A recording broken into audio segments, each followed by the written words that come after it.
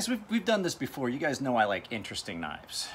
And so, like I said in the live feed I did just a little bit ago, we are going to talk about a fairly interesting knife. So now this is a Benchmade. I do not 100% remember when these came out.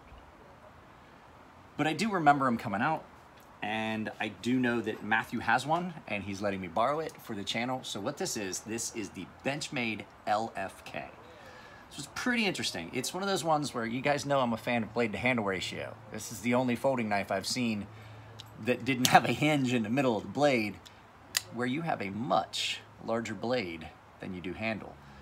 To be precise, you have about that much more blade than you have handle, because this has got a unique mechanism. And so what happens is, as you open the blade, there's a little armature that brings that guard for that piece of the blade back up into the handle, so that you don't have that sticking out. And it's, I'm not gonna lie to you, it is not uncomfortable.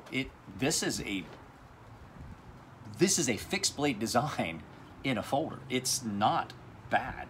It is a rather large blade. So we're gonna get, we'll get a ruler, we'll get my scale, we'll get this turned around, we'll take a look at it at the front. I'll show you how this works, because it actually is pretty clever. It is kind of clever how this works. It took me a minute to look at it. Now I'm not gonna take it apart. I'm not gonna take it apart because there's more moving parts in here than there are in a normal knife, and I don't wanna get into that where I'm taking something apart where there's a chance that it might screw with the mechanism. So give me a minute to get it turned around. I'll grab my scale, I'll grab a ruler, and we're gonna take a good look at the LFK by Benchmade. All right, guys, so like I said, this is the LFK. So Benchmade LFK, it is a Steigerwalt design. It was a 440C. It is a Benchmade, and this was a run. It was first production run. This is number 28 of 500, and you can see it's still got factory edge on it. You can see that burr that's still on it. That you get that's the way a factory edge a lot of times looks. If you get the light right, you can see the apex is kind of coarse. They cut really well, even though they're not perfect the way I would want them. So like I was saying, this is, sorry to keep bumping it, I'm standing behind the tripod. So this knife has a little extension that goes out that allows you to have, well, let's take a look. Can't find my actual ruler, guys. I don't know what I did with my, oh, there it is. It was hidden. I don't know if this is going to be long enough to do the overall measurements, though. So what you've got is about 2 inches of blade past the handle, just shy of 2 inches of blade that sticks out past the handle with this little plastic guard. So that allows you to have a knife that is significantly longer than the handle. So this has got a 5.5 inch blade in a 4 3/4 inch handle. So, but the way this works is, it's kind of cool. Like, I don't know if you can, let's see if I can get it in here so you guys can see it. So you see that little ratchet there? There's a pin on the blade. And so this armature that's tied to this is attached to the blade. And so that pin, when you start pulling on this, it pulls back, and then it rotates this down into a locking position, and it is hidden. It's not in your way. It stays out of your way. And then you've got what would be normally reserved for a fixed blade, which is a long handle with a short, or a long blade with a short handle. You've got that reserved for fixed blades usually. This allows you to do it. Now, do I like this design? No, I don't like that. I think there's too many things that could go awry here on this end, with this just being only a plastic cover, as opposed to it being encapsulated in the scales like you have in, well, let's look at his propper. See how there's nothing sticking out. And this is much more substantial, so is this, than this is. So you've got a good bit of blade that is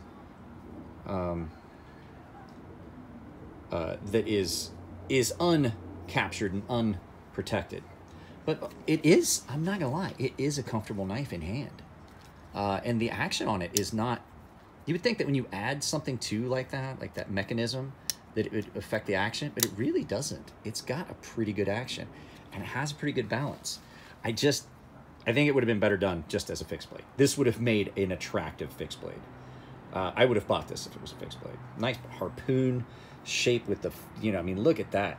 So you've got the swedge that goes, I mean, almost all the way down the blade. That's attractive, especially when you've got the flats that are done the same polish, so you get that facet that runs, you know, back and forth. This one, actually, the edge and blade aren't too bad, except for really typical asymmetrical tip that you see on a Benchmade. It's ground much heavier on one side than the other. So that's pretty common. So let's look at the weight. I just told you we'd look at the weight. So we've looked at the size, looked at the weight. May as well. So this is a 6 3/4 ounce knife. I'm not gonna lie, that's kind of heavy. That's about the same weight as, well, hang on a sec. So I went and I got the prototype, the Wee Hornet prototype. So I know you guys saw some of it in the live feed. Here's a better view of it. Just bragging, it's good design, I like it. The only thing is, if you watch the live feed, I think the handles need to be a little thicker. So let's go back and look at that again. Okay, so we said it was 6 3/4 ounces. This is my fixed blade done by Wee. This is the prototype. It is 5 3/4. This is a full ounce heavier than that knife. If you take into consideration scale, or I mean, let's see, 9 1/4 overall with the sheath. So I guess you'd have to kind of include that because this is like a sheath. But the knife itself, yeah, 5 3/4 ounces. For my, I mean, as a comparison to, now I will say that I do believe that that's a fairly, I believe that blade's longer. That's a bigger knife overall than mine. So, I mean, is it a good comparison? Not really. This is a much bigger knife, actually, than my fixed blade that I make, or that Wee is making for me. If you missed the live feed, these are the prototypes. There are 2 of them. Matthew currently has the shredded carbon fiber one. This is the marble carbon fiber handled one. I talked about it in live feed. If you're curious about that, go and take a look. I have just some minor things for feedback. But like I said, yeah, I mean, it's a very unique and interesting design. I think as a fixed blade, this would have been great. I really like that blade shape. But it is comfortable. Not gonna lie, it's really comfortable in hand. Like I said, the only issue I've got is I don't think that's a good way to protect that blade. So let's take a look. Like I said, 440C, it is not unattractive at all when it's deployed. I would be inclined to say that I would just get a sheath made for it and carry it like this. You know what I mean? I don't think that stomping around in the bushes and stuff like that with this in your pocket, that's the other thing. Tip down, carry on this in a pocket. If this fails and breaks, you've got damn near 2 inches of blade that you're going to stick into your leg because that's in your pocket. You know what I mean? It's just too many questions with this hard plastic piece. Like I said, the Benchmade LFK, is it horrible? No, it's not horrible. It's got some issues. It's got some issues that would be something that I would question. Maybe to keep in a pack. This would be kind of cool to keep in a backpack or something. Then you've got basically a camp knife that you can, I mean, that's a nice small package for camp knife. That's why I like my cold steel Spartan. I've got basically a pretty decent camp knife. Now the flip side of that is that knife has the triad lock, and it's as close as you're gonna get to a fixed blade in a folding knife. This is Benchmade liner lock. I don't know if I 100% trust it to the extent that I would trust. Like, guys, sometimes people think that I don't like cold steel. That's absolutely not the case. I think that the cold steel triad lock is probably one of the best locks out there. And so when I say that, I'm saying, like, it's like having a fixed blade that you can fold, because it's as close to being a fixed blade as you're ever going to get in a folding knife. That is the most robust lock on the market.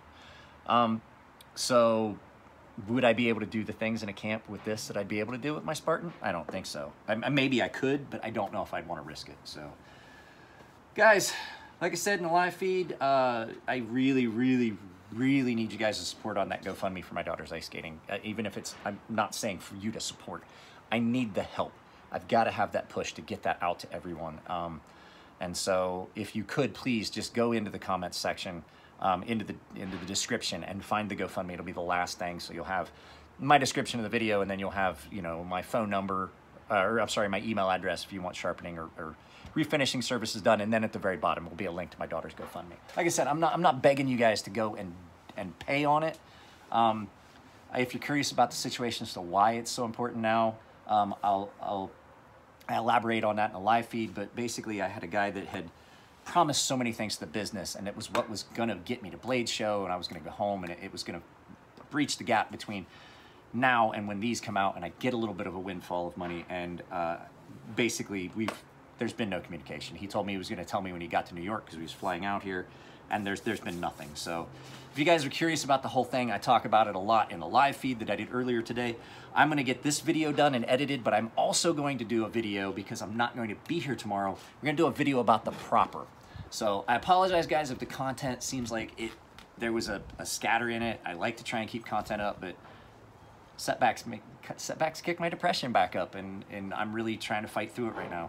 So I've had a lot of support. My friends Matthew, my friend Nico, they've been great. The guys that are on the Ferrum Forge clan on Instagram have been supportive, and I just got a text message from Peter asking me if I was okay. So I get a lot of support. I appreciate it. I love all you guys. I do this because I do love you guys, and I love the interaction. So I have had some complaints that I put too much shit about my personal life at the beginning of the video, so I'm going to try and limit that, and we'll talk about it at the end. So if you guys are interested in that part of my aspect of my life, then it'll be at the end. But like I said, always there's going to be there'll be a Patreon link down here.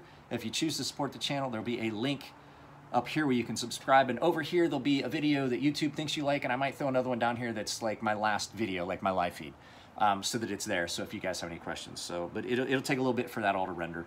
So I'm hoping to get this video done, shoot this other video. I have to take the dog to Matt's house, and after that I'm going to get everything uploaded. So you might not see them until tomorrow, and like I said, tomorrow's a competition, so you're going to get to see a video of my daughter ice skating again. Guys, I can't tell you how much it means that you guys are willing to listen to my personal problems, and even if it's just venting. I love you guys. Take it easy, and I'll see you in the next video.